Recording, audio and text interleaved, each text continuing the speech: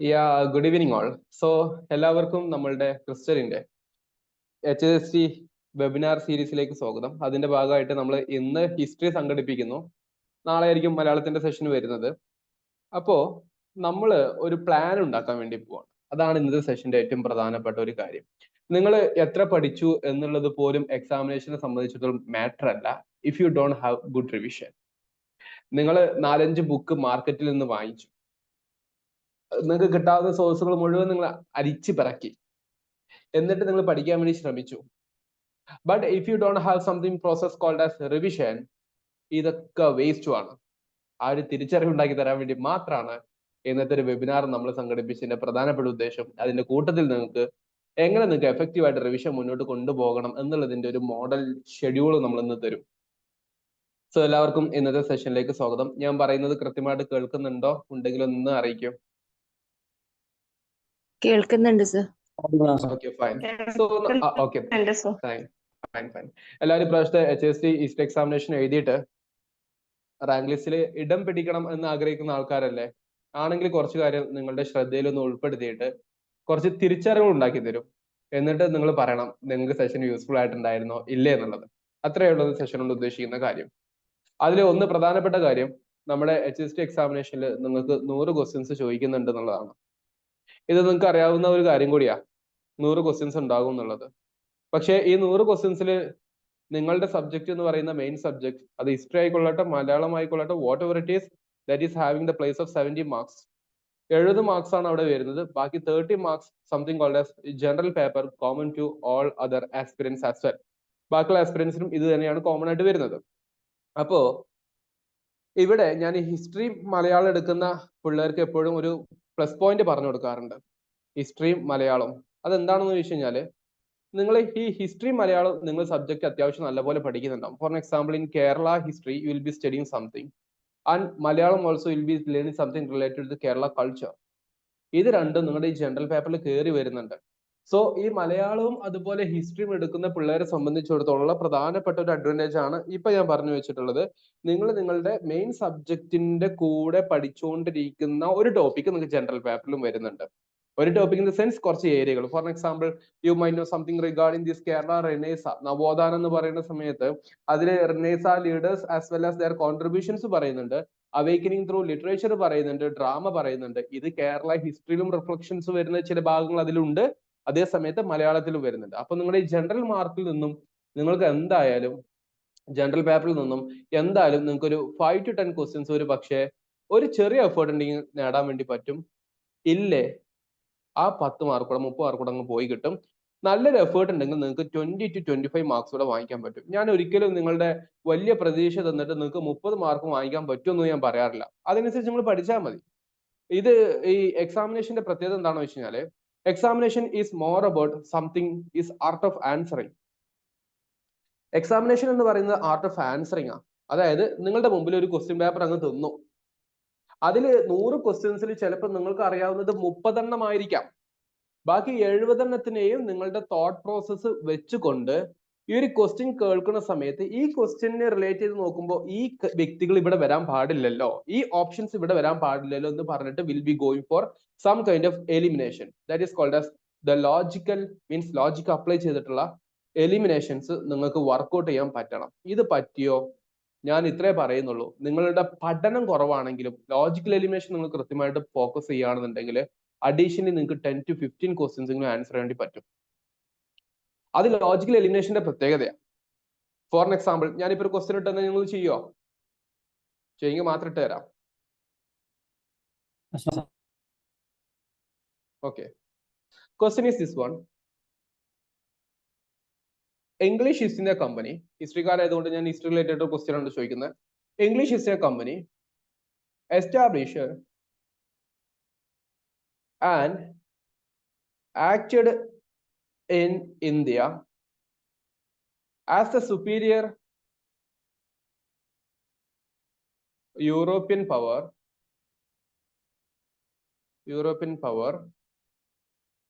in 18th century. ഇതൊരു statement അല്ലേ? English East India Company established, acted in India as a superior European power in 18th century. which of the following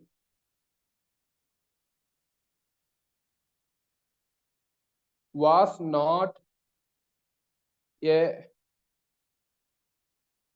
serious competitor for EIC? Option A, French. Option B, Dutch. Option C, Portuguese. And option D, competitor. I'm just going to write one thing called as Danes. What's your answer?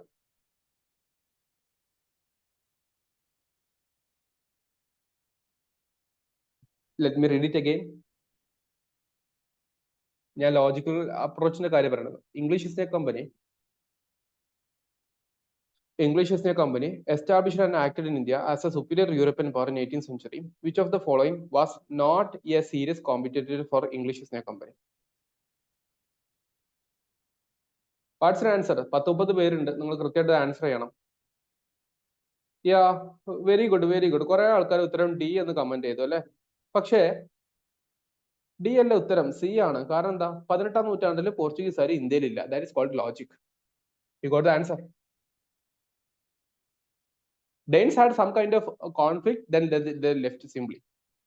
പക്ഷെ 18ാം നൂറ്റാണ്ടിലെ കേരളത്തിലെ അല്ലെങ്കിൽ ഇന്ത്യയിൽ നോക്കുമ്പോൾ പോർച്ചുഗീസിന്റെ ഒരു എസ്റ്റാബ്ലിഷ്മെന്റും കാര്യങ്ങളും നമുക്ക് കാണാൻ പറ്റത്തില്ല.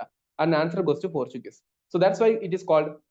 കാരണം പോർച്ചുഗീസിന്റെ ഹിസ്റ്ററി വെച്ച് നോക്കുമ്പോൾ എന്താണ്, അവർ കുറച്ച് കാലത്തുണ്ട്, പിന്നെ പോയി ഒതുങ്ങിപ്പോയി, ഗോവയുടെ ഭാഗത്ത് ഒതുങ്ങിപ്പോയി, പിന്നെ അത് അവരെന്തുണ്ട് വേറെ പ്രശ്നങ്ങൾക്കൊന്നും നിൽക്കുന്നില്ല എന്നുള്ളതാണ്. അത് ഡിറൈവ്ഡ് ലോജിക്കലി നിങ്ങൾ പഠിച്ചിരിക്കുന്ന കാര്യത്തെ അപ്ലൈ ചെയ്യുന്ന ഒന്നാണ്. ഞാൻ ഈ പറഞ്ഞ ലോജിക്ക് മനസ്സിലായോ നിങ്ങൾക്ക്? ഇല്ലെങ്കിൽ സീരിയസ് ആയിട്ട് എന്തോ നിങ്ങളുടെ പ്രിപ്പറേഷനിലെ പ്രശ്നം ഉണ്ടെന്ന് മനസ്സിലാക്കി വെക്കുക. ഞാൻ പറഞ്ഞ മനസ്സിലായിട്ടുണ്ട്? പിടുത്തം കിട്ടിയിട്ടുണ്ടോ? എന്നൊന്ന് വായിച്ചു. ഓക്കെ, അങ്ങനെങ്കിൽ പറ, എപ്പോഴാണ് നിങ്ങളുടെ എക്സാമിനേഷൻ വരുന്നത്? ഒന്ന് ക്വസ്റ്റ്യൻ എടുത്ത് ഞാൻ തന്നു കഴിഞ്ഞു. ആ ക്വസ്റ്റ്യനോട് നിങ്ങൾക്ക് നിങ്ങളുടെ ആൻസർ എത്താൻ പറ്റുന്നുണ്ടോ എന്ന് ടെസ്റ്റ് ചെയ്തു. കുറെ ആൾക്കാർ തെറ്റിയിട്ടുണ്ട്, ഡോണ്ട് വറി. പക്ഷെ അങ്ങനെ കുറച്ച് ആൾ ചിന്തിക്കണം. അദ്ദേഹം പറഞ്ഞത് ഇങ്ങനത്തെ ഒരു ക്വസ്റ്റ്യൻ നിങ്ങൾ പോലും എക്സ്പെക്ട് ചെയ്തിട്ടുണ്ടാവില്ല. But it's a simple question with logic itself you could have answered that one. പക്ഷെ നിങ്ങൾ ചെയ്തില്ല. അതിന് പ്രാക്ടീസ് വേണം, തോട്ട് പ്രോസസ് അപ്ലൈ ചെയ്യണം. ഓ ഇങ്ങനെയാണല്ലേ എന്നുള്ള തിരിച്ചറിവ് എക്സാം ഹാളിന്റെ മുമ്പേ നമുക്ക് ഉണ്ടാക്കിയെടുക്കാൻ പറ്റണം. അതാണ് ഇപ്പൊ ചെയ്തു തന്നത്. ഇനി ഇത് പറയും, നിങ്ങൾക്ക് എപ്പോഴാണ് എക്സാമിനേഷൻ വരുന്നത്? At least tell me the month. August, September, October. നമുക്ക് ഓഗസ്റ്റ് എടുക്കാം, അതാണല്ലോ ഏറ്റവും ക്ലോസസ്റ്റ് ആയിട്ടുള്ളത് അല്ലേ. അപ്പൊ നമ്മുടെ മുമ്പിൽ എന്തുണ്ട്? ഫെബ്രുവരി ഉണ്ട്. ഫെബ്രുവരി ഒഴിവാക്കാം. March, April, May, June, July, August. You have around 5 to 6 months before your examination. അടുത്ത ചോദ്യം ഇതാണ്, ഈ 5-6 മാസം മതിയോ ഇത് ക്ലിയർ ചെയ്യാൻ അല്ലെങ്കിൽ കൃത്യമായിട്ട് പഠിക്കാൻ എന്നുള്ളതാണ്. നിങ്ങളുടെ ചോയ്സ് ആണ്. I M just going to, ഇവിടെ പോൾ ഇടാൻ പറ്റും തോന്നുന്നു, ഉണ്ടെങ്കിൽ ഞാനത് കാണിച്ചെന്നുണ്ടായിരുന്നു. No polls. So just tell me, നിങ്ങൾ പറ, ഈ 5-6 മാസങ്ങൾ കൊണ്ട് നിങ്ങളുടെ മുഴുവൻ സിലബസും കവർ ചെയ്തിട്ട് എക്സാമിനേഷന്റെ സമയമാകുമ്പോഴേക്കും ഒരു 90 മാർക്കെങ്കിലും കോൺഫിഡൻസോട് കൂടെ എക്സാമിനേഷന്റെ ഹാളിലോട്ട് കയറി ചെല്ലാൻ നിങ്ങൾക്ക് പറ്റൂല്ലേ? ഞാൻ നിങ്ങളോടാ ചോദിക്കുന്നത്. എന്നോട് ചോദിച്ചു കഴിഞ്ഞാൽ ഞാൻ പറ്റുമെന്ന് പറയും. 100 ക്വസ്റ്റ്യൻസിൽ 90 മാർക്കെങ്കിലും വാങ്ങിക്കാൻ നിങ്ങളെ കൊണ്ട് പറ്റുമോ എന്നുള്ളതാണ്. നിങ്ങൾക്ക് ഒരു 5 മാസം സമയം കിട്ടിക്കഴിഞ്ഞാൽ നിങ്ങളോട് പഠിച്ച് ചെയ്യാൻ പറ്റുമോ എന്നുള്ളതാണ്. യാ, വെരി ഗുഡ്. അരുൺ രാജിന് എന്തായാലും പറ്റില്ല എന്നാണ്. അത് പറ്റില്ല എന്നാണോ പറഞ്ഞത്? എസും പറഞ്ഞു പറ്റില്ല എന്ന് പറഞ്ഞു. അപ്പൊ അരുൺ രാജ് സാർ, ഞാൻ ആദ്യം കേട്ടത് സെക്കൻഡ് 90 മാർക്ക് കേട്ടപ്പോ അത് പറ്റില്ല എന്നിട്ടോ സാർ. പറ്റായ്മയൊന്നുമില്ല കേട്ടോ. റഷീബക്കും പറ്റില്ല എന്ന് പറഞ്ഞു. ബാക്കിയുള്ളവര് പറ്റുന്നവര് പറ, പറ്റാത്തവര് പറയാം. അപ്പൊ തന്നെ നിങ്ങൾക്ക് കോമ്പറ്റീഷൻ മനസ്സിലാക്കാലോ എത്ര ആൾക്കാർക്ക് ഉണ്ട് എന്നുള്ളത്.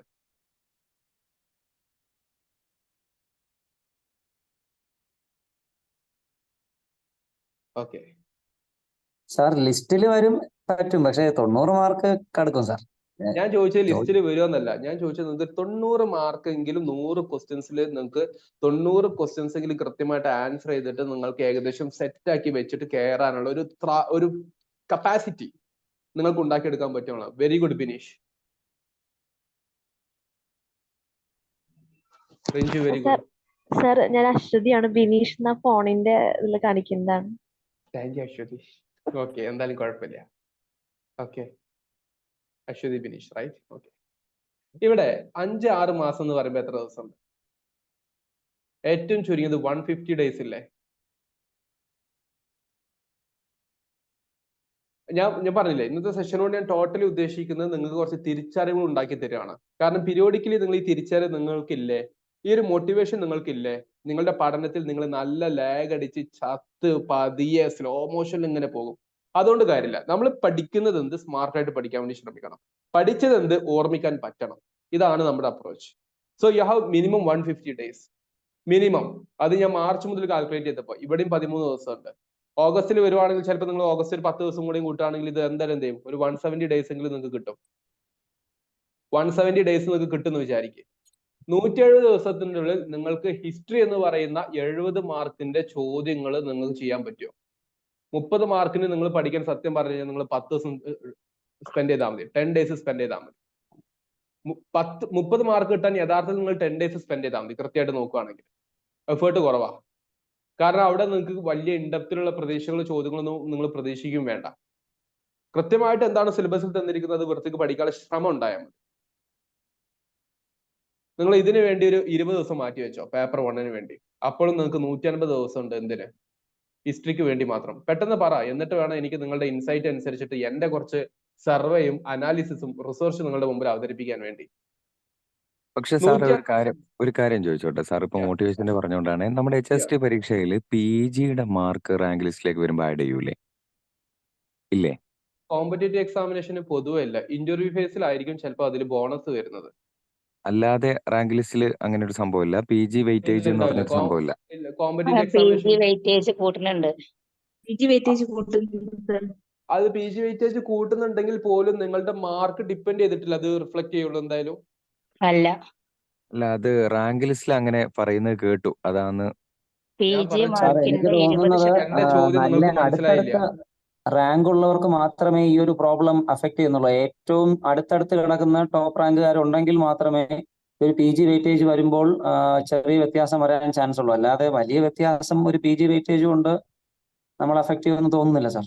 വലിയ അത് വരില്ല. ഞാൻ പറയാൻ കാരണം ഞാൻ ചോദിച്ച ചോദ്യം നിങ്ങൾക്ക് മനസ്സിലായിട്ടില്ല, അതുകൊണ്ട് നിങ്ങൾ ഒറ്റടിക്കില്ലായിരുന്നു. നിങ്ങൾക്ക് കിട്ടിയത് 100-ൽ 60 മാർക്കാണെന്ന് വിചാരിക്കും. ഇതിലോട്ട് എത്ര PG വെയിറ്റേജ് കൂടും? ഒരു എമൗണ്ട് കൂടിയെന്ന് വിചാരിക്കും, say like 5 or 10 points additionally കൂടി എന്നിരിക്കും. ഒരു പോയിന്റിന് കണക്കാണ് ഞാൻ പറയുന്നത്. 10 or 5 പോയിന്റ്സ് കൂടി എന്ന് വിചാരിക്കും. Something will be affected. But നിങ്ങളുടെ മാർക്ക് 80 ആണെങ്കിൽ whether these PG is reflecting or not? Yes or no?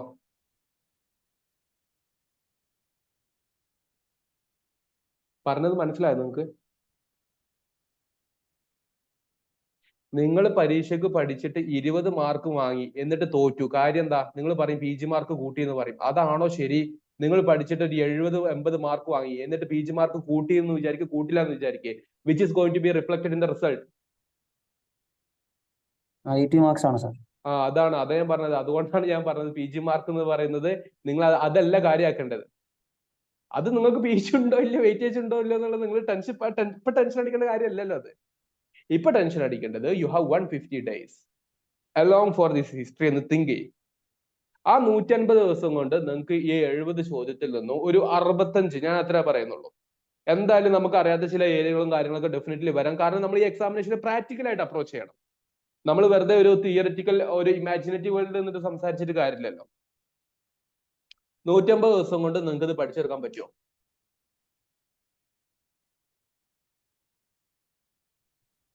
ഞാൻ നിങ്ങളോടാ ചോദിക്കുന്നത്. കാരണം നിങ്ങൾ പലരും ഓൾറെഡി കോച്ചിങ് എടുത്തവരാ. ക്രിസ്റ്റൽ തന്നെ ഓൾറെഡി കോച്ചിങ് എടുത്തുകൊണ്ടിരിക്കുന്ന പിള്ളേരുണ്ട്. അല്ലാതെ ഇന്നത്തെ സെഷനിൽ കയറി വന്നിട്ടുള്ള ഒരുപാട് പിള്ളേരുണ്ട്. ഞാൻ നിങ്ങളോടാണ് ചോദിക്കുന്നത് whether it is possible or not from your perspective. I M just asking from your perspective. നിങ്ങളുടെ ശരിയാകും തെറ്റാവും അത് നിങ്ങളുടെ പെർസ്പെക്റ്റീവ് ആണ് കേട്ടോ. All thing has that respect. പറ്റുമെന്ന് പറയുന്ന ഒരുപാട് പേരുണ്ട് ചാറ്റ് ബോക്സിൽ. അത് പറ്റും ഇല്ല എന്നുള്ളത് കൺഫ്യൂഷൻ ഉള്ള ആൾക്കാരും അതുപോലെ നിങ്ങളും ശ്രദ്ധിക്കാൻ വേണ്ടി I have analysed one thing called as this beautiful chart. ഇത് ഞാൻ സെഷൻ കഴിഞ്ഞിട്ട് നിങ്ങളുടെ ഗ്രൂപ്പിൽ ഇട്ട് തന്നേക്കാം. നിങ്ങൾക്ക് ഹിസ്റ്ററിയിൽ നിങ്ങൾ ടോട്ടലി പഠിച്ചിരിക്കേണ്ട ടോപ്പിക്സും സബ് ടോപ്പിക്സിന്റെയും ഒരു അനാലിസിസ് ആണ്. കുത്തിരുന്ന് പണിയെടുത്തിട്ടുള്ള ഓരോ ടോപ്പിക്കും അനലൈസ് ചെയ്തിട്ട് നിങ്ങൾക്ക് എത്രമാത്രം പഠിക്കാനുണ്ട് എന്നുള്ളതിന്റെ ഒരു സർവേ ആണ്. ഇതാണ് ഇന്നത്തെ സെഷനിലൂടെ നിങ്ങൾക്ക് കിട്ടാൻ വേണ്ടി പോകുന്ന തിരിച്ചറിവുകളിൽ ഏറ്റവും പ്രധാനപ്പെട്ട ഒന്ന്. അത് മറ്റൊന്നുമല്ല, നമുക്കുള്ള ഒരു ബ്യൂട്ടിഫുൾ സിലബസ് ഉണ്ടെങ്കിൽ ആ സിലബസ് ആണ് നമ്മൾ പരീക്ഷ കഴിയുവോളം നമ്മൾ ഗൈഡ് ചെയ്യുന്ന ഏറ്റവും പ്രധാനപ്പെട്ട element. So syllabus is the most important guide. സിലബസിന് അപ്പുറത്തോട്ട് നിങ്ങൾക്ക് ചില കാര്യങ്ങൾ ചിലപ്പോൾ അറിഞ്ഞിരിക്കേണ്ടി വരും. പക്ഷെ സിലബസ് ആണ് നിങ്ങളെ എത്രമാത്രം നിങ്ങൾ അപ്പുറത്തോട്ട് പോകരുത്, അല്ലെങ്കിൽ എത്രമാത്രം നിങ്ങൾ ലിമിറ്റ് ചെയ്യണം എന്നുള്ളതിനെ കുറിച്ച് നിങ്ങളെ ഗൈഡ് ചെയ്യുന്ന ഒന്ന്. സോ സിലബസ് ആണ് നിങ്ങൾ ഡിപ്പെൻഡ് ചെയ്യേണ്ടത്. സിലബസിന്റെ അടിസ്ഥാനത്തിൽ you have 1 historiography, 2 world history, 3 early India, 4 medieval India, 5 modern India, 6 pre modern Kerala, 7 modern Kerala, 8 contemporary India, 9 south India. അങ്ങനെ 9 ടോപ്പിക്കുകൾ നിങ്ങളുടെ ഹിസ്റ്ററിയുമായി ബന്ധപ്പെട്ട് പറയുന്നുണ്ട്. പിന്നെ വരുന്നത് പാർട്ട് 3 വെച്ചിട്ട് നിങ്ങളുടെ ജനറൽ പേപ്പറിന്റെ കുറച്ച് കാര്യങ്ങളാണ് വരുന്നത്. അതിലും 7 യൂണിറ്റോളം നിങ്ങൾക്ക് പഠിക്കാനുണ്ട് എന്നർത്ഥം. അപ്പൊ അത്യാവശ്യം പഠിക്കാനുണ്ട്. കാരണം എന്തിനാ ഇത്ര വലിയ സിലബസ് വെക്കുന്നത്? വേറെ ഒന്നും കൊണ്ടല്ല, 2 ഉദ്ദേശമുണ്ട്. ഒന്ന്, നിങ്ങൾ നിങ്ങളുടെ സബ്ജക്റ്റിൽ മാത്രം പ്രാവീണ്യം ഉണ്ടായാൽ പോരാ. കാരണം നിങ്ങൾ എന്ത് ചെയ്യുന്നില്ല, നിങ്ങളൊരു ഡിപ്പാർട്ട്മെന്റ് അകത്ത് ഇങ്ങനെ ഒതുങ്ങിയിരിക്കുന്ന ആളല്ല. നിങ്ങൾ അടുത്തൊരു തലമുറയെ വാർത്തെടുക്കേണ്ട അത്യാവശ്യം ക്വാളിറ്റിയും സ്കില്ലും ഉണ്ടായിരിക്കേണ്ട ഒരാളാണ് എന്നുള്ളത് കൊണ്ടാണ് എക്സാമിനേഷനിൽ ഡൈവേഴ്സിഫിക്കേഷൻ കൊണ്ടുവരുന്നത്, അതർ ടോപ്പിക്സ് കൊണ്ടുവരുന്നത്. അത് മനസ്സിലാക്കി വെക്കുക, ഒന്നാമത്തത്. അപ്പൊ അത് പഠിക്കാതിരിക്കൽ ഒരിക്കലും ബുദ്ധിയല്ല, അത് ആക്ച്വലി നമുക്ക് തരുന്ന സ്കില്ലിന്റെ ആഡ് ഓൺ പോയിന്റ്സ് ആണ്. ആ തിരിച്ചറിവൊന്നും വേണം പഠിക്കാൻ വേണ്ടി. രണ്ടാമത്തെ കാര്യം നിങ്ങൾ ശ്രദ്ധിക്കേണ്ട കാര്യം എന്ന് വെച്ചാൽ competition that much is very high in India, not in Kerala. I M just not talking about Kerala. Indian population എടുത്ത് നോക്കുകയാണെങ്കിൽ തന്നെ അൺഎംപ്ലോയ്മെന്റ് റേഷ്യോ എന്ന് പറയുന്നത് ദാറ്റ് മച്ച് ഹെവി ആണ്. എസ്പെഷ്യലി എഡ്യൂക്കേറ്റഡ് അൺഎംപ്ലോയ്മെന്റ് അത്രമാത്രം ഉണ്ട്. അതുകൊണ്ടാണ് നിങ്ങൾ തന്നെ ആലോചിച്ച് നോക്കുക, ഇന്ത്യയിലെ ഏറ്റവും പ്രധാനപ്പെട്ട examination, the top mother examination of all competitive examination, UPSC civil service examination. 10 ലക്ഷം ആൾക്കാർ അപ്ലൈ ചെയ്യുന്നുണ്ട്. ഇപ്രാവശ്യത്തെ വേക്കൻസി ഇന്നലെ വന്നു, 1053 വരുന്നത്. 10 ലക്ഷത്തിന്റെ 1000 എന്ന് പറയുമ്പോൾ എത്ര പെർസെന്റേജ് ഉണ്ട്? നിങ്ങൾ ആലോചിച്ച് നോക്ക്. Less than 0.1%. അത്ര വേക്കൻസി ഉള്ളൂ. അപ്പൊ എന്നതുപോലെ നിങ്ങളുടെ എക്സാമിനേഷനെ സംബന്ധിച്ചിടത്തോളം നിങ്ങളെ പോലെ പ്രിപ്പയർ ചെയ്യുന്ന 100 കണക്കിന് പിള്ളേരുണ്ടാവും. ഐ എം സീരിയസ്ലി സെയിങ്, 100 കണക്കിന് പിള്ളേർ പ്രിപ്പയർ ചെയ്യുന്നവരുണ്ടാവും. അതിലേറെ ആൾക്കാർ, നല്ലൊരു ശതമാനം ആൾക്കാരും പ്രിപ്പറേഷൻ നടത്താതെ എന്തായാലും അപ്ലൈ ചെയ്തിട്ടുണ്ട് നോക്കാന്ന് വിചാരിക്കുന്ന ആൾക്കാരും ഉണ്ടാകും. പക്ഷെ എന്തൊക്കെ പറഞ്ഞു കഴിഞ്ഞാലും കുറച്ച് കഴിയുമ്പോൾ അവരും പ്രിപ്പറേഷൻ നടത്തും. കാരണം ഇത് സാധാരണ ഒരു എക്സാമിനേഷൻ അല്ല. ഇത് എക്സാമിനേഷനോട് നിങ്ങൾക്ക് എന്താ സംഭവിക്കാൻ വേണ്ടി പോകുന്നത്? You are going to be placed into this particular government job. അതിലോട്ട് നിങ്ങൾ പ്ലേസ് ചെയ്യാൻ വേണ്ടി പോവാണ്. അപ്പൊ അതുകൊണ്ട് തന്നെ ആരും, അല്ലെങ്കിൽ പ്രിപ്പറേഷൻ അപ്ലൈ ചെയ്യുന്ന ആരുണ്ടെങ്കിൽ പോലും അവർ എന്തൊക്കെ എഫേർട്ട് എടുത്ത് കൊടുത്തിട്ടാണെങ്കിലും ഇത് നേടിയെടുക്കാൻ ശ്രമിക്കുന്നുള്ളതാണ്. അവിടെയാണ് ഞാൻ നിങ്ങൾക്ക് മുമ്പിൽ ഈ അനാലിസിസ് തരുന്നത്. നിങ്ങൾക്ക് ഹിസ്റ്ററി എന്ന് പറയുന്ന ടോപ്പിക്കിൽ നിന്നും 9 യൂണിറ്റുകളാണ് പഠിക്കാനുള്ളത്. ആ 9 യൂണിറ്റുകളുടെ സിലബസിന്റെ അടിസ്ഥാനത്തിൽ നിങ്ങൾക്ക് തന്നിരിക്കുന്ന കറസ്പോണ്ടിങ് മാർക്കുകളാണ്.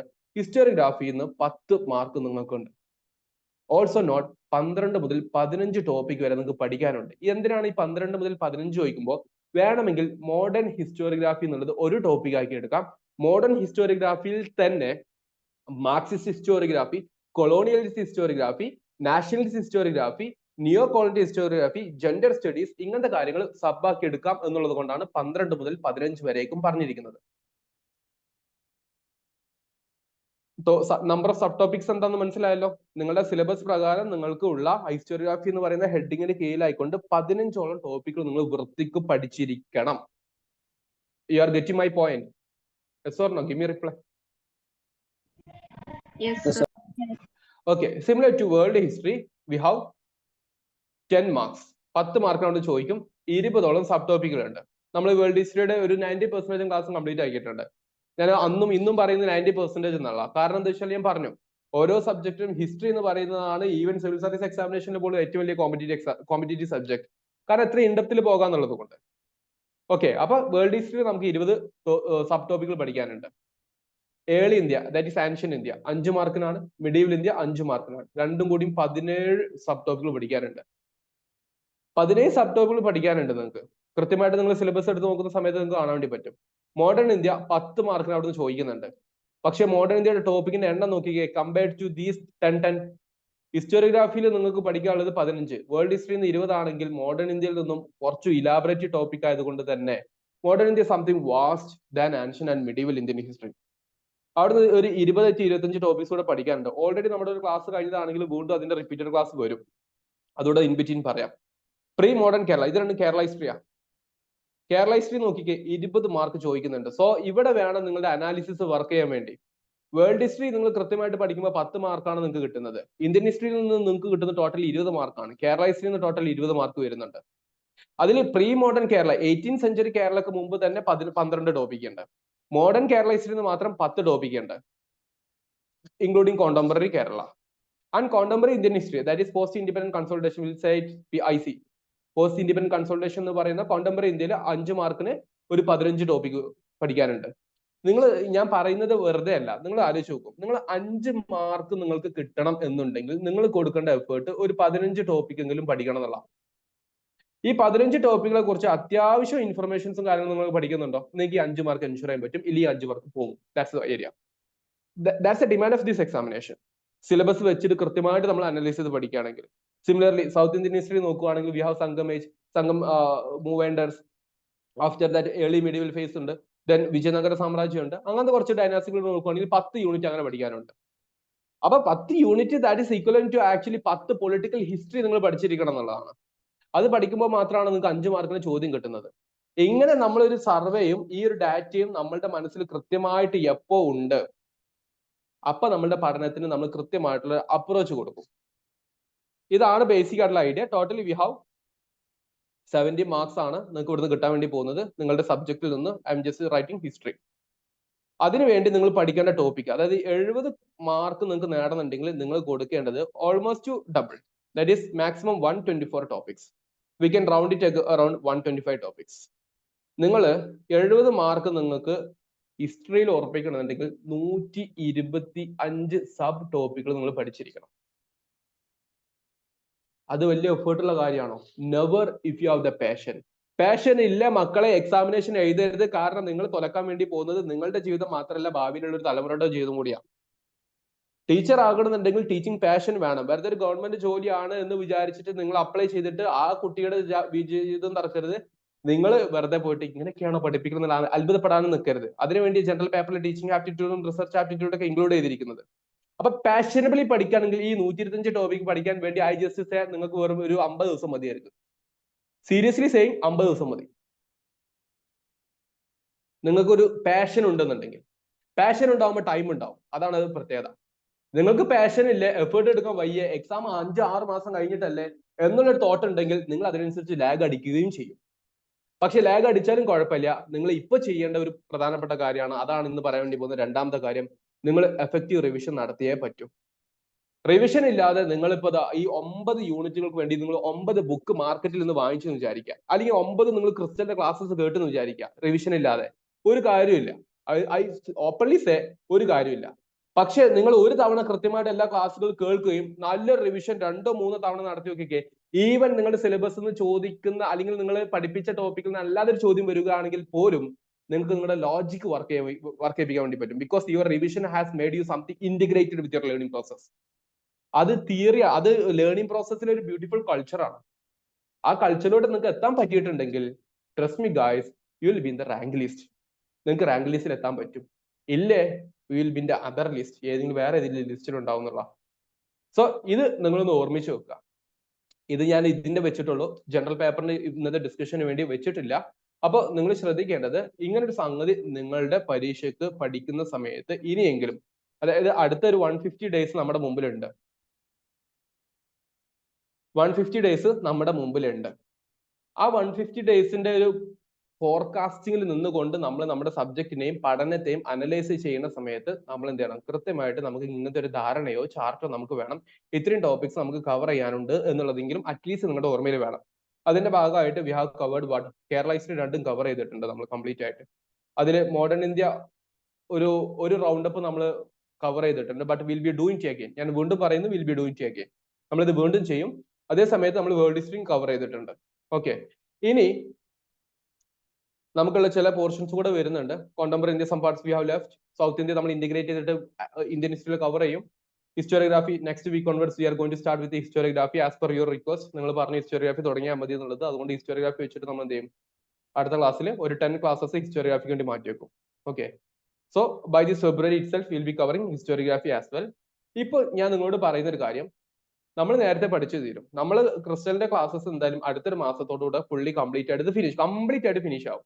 പക്ഷെ അതിന്റെ കൂട്ടത്തിൽ നിങ്ങളുടെ ലേണിംഗ് പ്രോസസ്സിനെ ഒന്നുകൂടി സ്ട്രോങ് ആക്കാൻ വേണ്ടി I have one particular strategy, that is the strategy to win, that is this statement, there is no better strategy than revision and practice. ഇത് രണ്ടും ഇല്ലേ?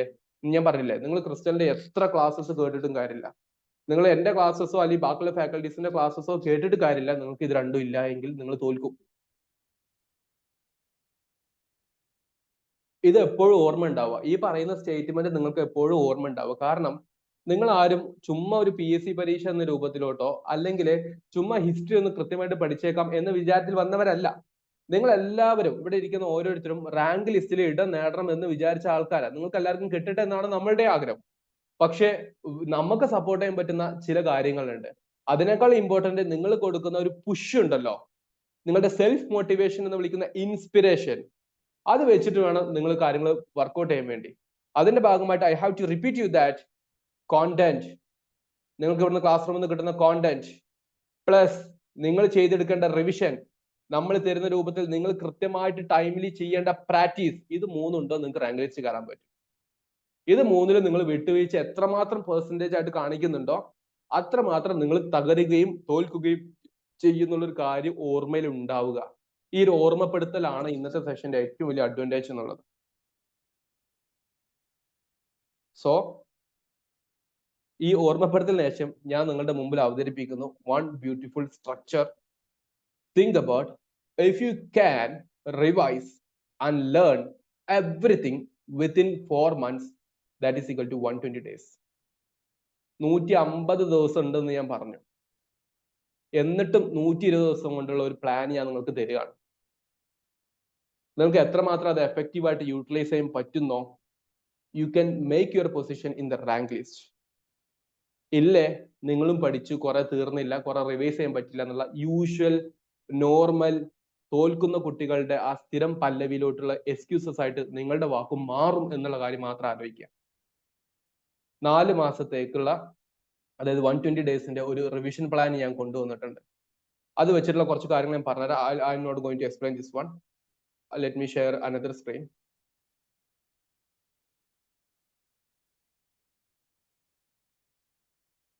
ഇത് കാണുന്നുണ്ടോ ഇല്ലെന്ന് പറയും.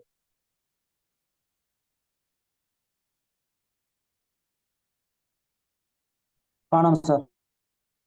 ഓക്കെ ആണല്ലോ അല്ലേ? വിസിബിൾ ടൈം ടേബിൾ കാണുന്നുണ്ടല്ലോ അല്ലേ? Okay. Just have A buffer days of 10 days. ഒരു 10 ദിവസം നിങ്ങൾ ബഫർ ഡേയ്സ് എടുക്കുക. എന്നിട്ട് ഞാൻ ഇവിടെ മുമ്പിൽ നിങ്ങളുടെ അവതരിക്കുന്നത് കേരള ഹിസ്റ്ററിയും വേൾഡ് ഹിസ്റ്ററിയും. നമ്മൾ ഓൾറെഡി ഇപ്പൊ പഠിച്ചു കഴിഞ്ഞതാണ്, ക്രിസ്റ്റൽ ക്ലാസ്സസ് കഴിഞ്ഞതാണ് കേരള ഹിസ്റ്ററിയും വേൾഡ് ഹിസ്റ്ററിയും. അപ്പൊ അതിന്റെ അടിസ്ഥാനത്തിൽ നമ്മൾ 26-ാം തീയതി മുതൽക്ക് നമ്മൾ അതിന്റെ റിവിഷൻ സ്റ്റാർട്ട് ചെയ്യാണ്. അതിന്റെ റിവിഷൻ സ്റ്റാർട്ട് ചെയ്യുന്ന അപ്രോച്ച് ഇങ്ങനെയുള്ളൂ. നമ്മുടെ ക്രിസ്റ്റലിന്റെ കേരള ഹിസ്റ്ററിയുടെയും വേൾഡ് ഹിസ്റ്ററിയും കംപ്ലീറ്റ് ക്ലാസ്സസ് നിങ്ങൾക്ക് ആപ്ലിക്കേഷനിൽ അവൈലബിൾ ആണല്ലോ. അപ്പൊ ആ ക്ലാസ്സസ് നിങ്ങൾക്ക് ഓരോ ദിവസത്തേക്ക് നിങ്ങളുടെ ആപ്പിൽ കൊടുത്തിരിക്കുന്ന ഹെഡിങ് വെച്ചിട്ട് ഞാൻ ഇവിടെ കൊടുത്തിട്ടുണ്ട്. One approach to Kerala history. തിങ്കളാഴ്ച നിങ്ങൾ ചെയ്യേണ്ടത്, അതായത് കേരള ഹിസ്റ്ററി ചില കുട്ടികൾക്ക് ചിലപ്പോൾ അവര് ലേറ്റ് ജോയിൻ ചെയ്ത് വന്നതുകൊണ്ട് ഞാൻ പറഞ്ഞിട്ടുണ്ട് വേൾഡ് ഹിസ്റ്ററിയിൽ കണ്ടിന്യൂ ചെയ്താൽ മതി എന്നുള്ളത്. അപ്പൊ അവർക്ക് കൂടിയുള്ള ഒരു അവസരം കൂടിയാണ്. അതായത് നിങ്ങൾ പുതുതായിട്ട് ജോയിൻ ചെയ്യാൻ പോകുന്ന ഒരാളാണ്, അല്ല നിങ്ങൾ ഓൾറെഡി ജോയിൻ ചെയ്തപ്പോൾ നിങ്ങൾക്ക് ഒന്നുകൂടി ഇത് പഠിച്ചെടുക്കണം എന്ന് തോന്നുന്നവർക്കൊക്കെ വേണ്ടിയുള്ളതാണ്. നിങ്ങൾ ഇതിനു വേണ്ടി ഡെയിലി മാറ്റി വെക്കേണ്ട ഒരു ടൈം പീരീഡ് എന്നുള്ളത് ഒരു 1.5 മണിക്കൂർ ഏറ്റവും ചുരുങ്ങിയത്. കാരണം വീഡിയോയുടെ ലെങ്ത്തും ക്ലാസ്സസിന്റെ ലെങ്ത് ഒക്കെ വരുന്നത് 1 മണിക്കൂറിന്റെ അകത്താണ്. അപ്പൊ ഒരു 1.5 മണിക്കൂർ നിങ്ങൾക്ക് ഡെയിലി മാറ്റി വെക്കാൻ, റിവിഷന് വേണ്ടി മാറ്റി വെക്കാൻ, ഐ റിപ്പീറ്റ് ഫോർ റിവിഷൻ, റിവിഷന് വേണ്ടി നിങ്ങൾക്ക് മാറ്റി വെക്കാൻ പറ്റുന്നുണ്ടോ? ഈ ടൈം ടേബിൾ നിങ്ങൾക്ക് അയച്ചു തരും. നിങ്ങൾ പ്രിന്റ് എടുക്കുക. അത് നിങ്ങൾ സെൽഫ് സ്റ്റഡി ചെയ്യുന്ന ആൾക്കാരാണെങ്കിലും ക്രിസ്റ്റലിന്റെ സ്റ്റുഡൻസ് ആയിട്ട് വർക്ക് ചെയ്യുന്ന ആൾക്കാരാണെങ്കിലും ആരാണെങ്കിലും ഇത് പ്രിന്റ് എടുക്കുക. പ്രിന്റ് എടുത്തിട്ട് നിങ്ങൾ ഈ റിമാർക്സിൽ കൃത്യമായിട്ട് എഴുതുക. മൺഡേ നിങ്ങൾ കേരള ഹിസ്റ്ററിയുടെ ഒരു അപ്രോച്ച് ഉണ്ട്, പ്രീ ഹിസ്റ്റോറി കേരളയുണ്ട്. നിങ്ങൾക്ക് അതിന്റെ ക്ലാസ്സസ് ആപ്ലിക്കേഷനിൽ കാണാൻ പറ്റും. നിങ്ങൾ അത് നിങ്ങളുടെ ഒഴിവുപോലെ കണ്ടെടുക്കുക.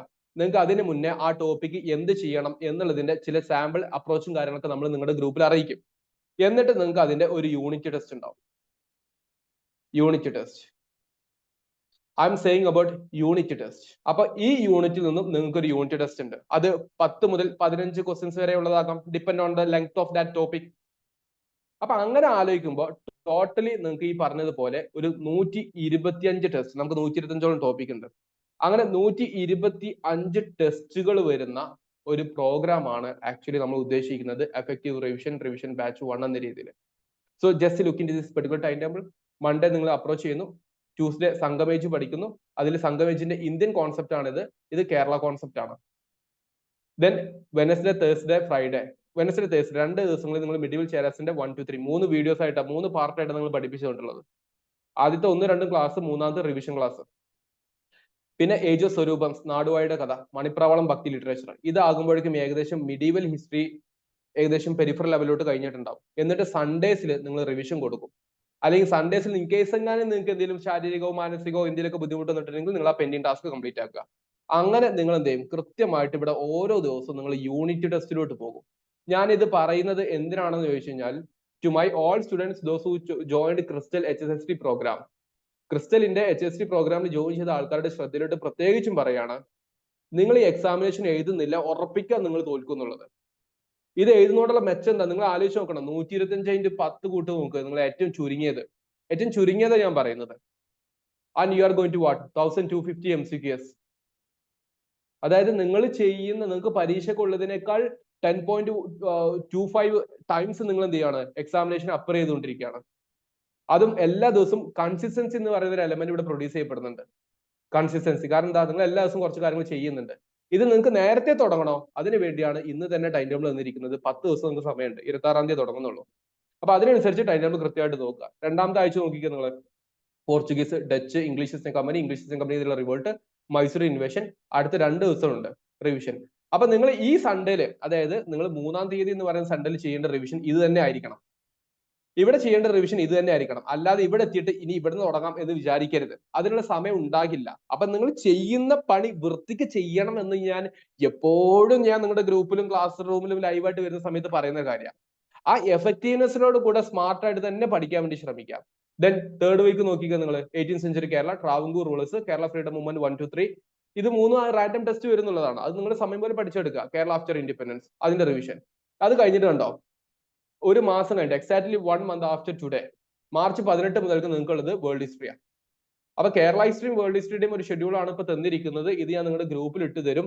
നിങ്ങൾ ചെയ്യേണ്ടത് immediately take that print as soon as possible, today or tomorrow. നാളെ സൺഡേ ആണെന്നൊക്കെ പറഞ്ഞിട്ടിരിക്കേണ്ട, മീൻസ് ഇന്ന് പറ്റുന്നവർ ഇന്ന്, എന്നിട്ട് പഠിച്ചു തുടങ്ങുക. അല്ലെങ്കിൽ മൺഡേക്ക് തന്നെ ഇത് ചെയ്യാം.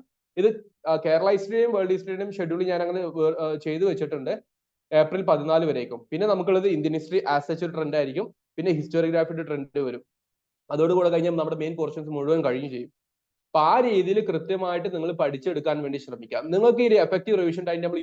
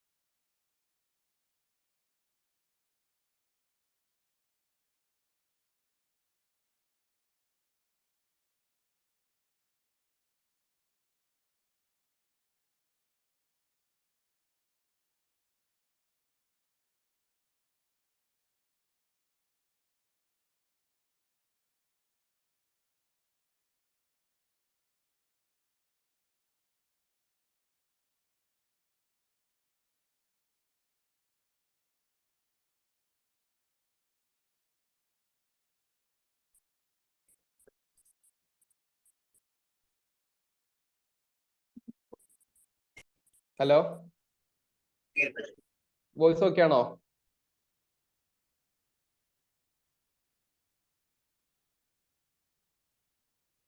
Am I audible? Yes, sir. Okay. So I was telling about this particular revision. എവിടുന്നാ നിങ്ങൾക്ക് മിസ് ആയതെന്ന് പറയോ? ഇടയ്ക്ക് നെറ്റ് ഒന്ന് മിസ്സായി പോയായിരുന്നു. നിങ്ങൾ ടൈം ടേബിൾ ഫുൾ കണ്ടിട്ടില്ലായിരുന്നോ?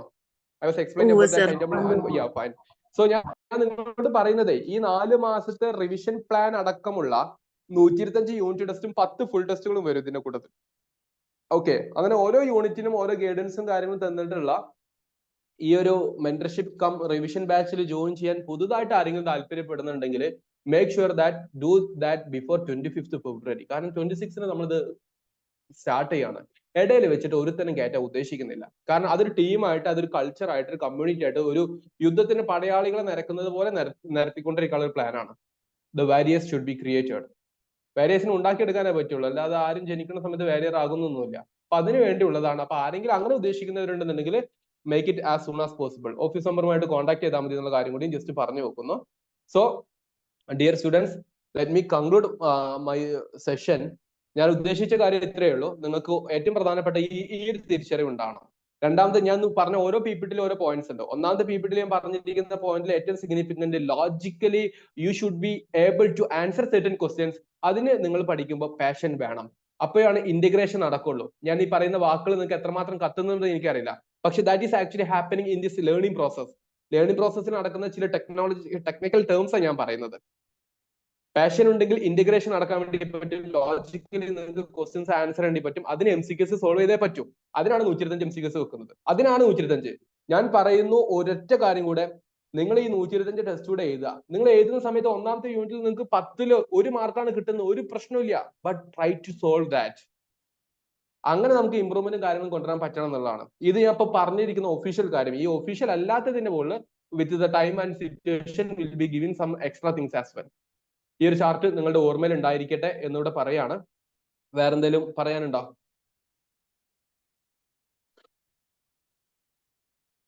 നിലവിൽ ടെസ്റ്റ് സീരീസ് മാത്രമായിട്ട് കൊടുക്കുന്നില്ല കേട്ടോ. ജസ്റ്റ് ഇവിടെ അതുകൂടെ ഒന്ന് പറയുന്നു. We are having one package only. കാരണം അത് നമുക്ക് അഡ്മിനിസ്ട്രേഷന് കുറച്ച് ബുദ്ധിമുട്ടുകൾ ഫേസ് ചെയ്യുന്നുണ്ട്. അതുകൊണ്ടാണ്, അത് വരാതിരിക്കാൻ വേണ്ടി. Okay guys, so let me conclude my today session. ഇത്രയേ ഉള്ളൂ. നിങ്ങൾക്ക് വേണ്ടിയിട്ടുള്ള സെൽഫ് സ്റ്റഡിയുടെ മെറ്റീരിയലും കാര്യങ്ങളും ടൈം ടേബിളും കാര്യങ്ങളും ഗ്രൂപ്പിൽ ഇട്ടേക്കാം. ഫസ്റ്റ് നിങ്ങൾ കേരള ഹിസ്റ്ററി ഫോക്കസ് ചെയ്യുക, വേൾഡ് ഹിസ്റ്ററി നോക്കുക. അതിന്റെ കൂട്ടത്തിൽ നിങ്ങൾക്ക് പറഞ്ഞതുപോലെ അടുത്ത ആഴ്ചകളിൽ സാധാരണ നടക്കുന്ന പോലെയുള്ള ആ 1 hour സെഷൻ ക്ലാസ്സും നടക്കും. അതിന്റെ ടൈം ടേബിൾ കറസ്പോണ്ടിങ് ഗ്രൂപ്പിൽ വരും. Will be starting with something historiography as well as some other minor portions of world history. രണ്ടും ഇന്റഗ്രേറ്റഡ് ആയിട്ടുള്ള ചില കാര്യങ്ങളായിരിക്കും വരുന്നത് എന്നുള്ള കാര്യം കൂടി പറഞ്ഞിട്ട് let me conclude this session. Hope the session was useful for you. ഉപകാരപ്പെട്ടെന്ന് വിശ്വസിക്കുകയാണ്. Anything else? Yeah. Okay.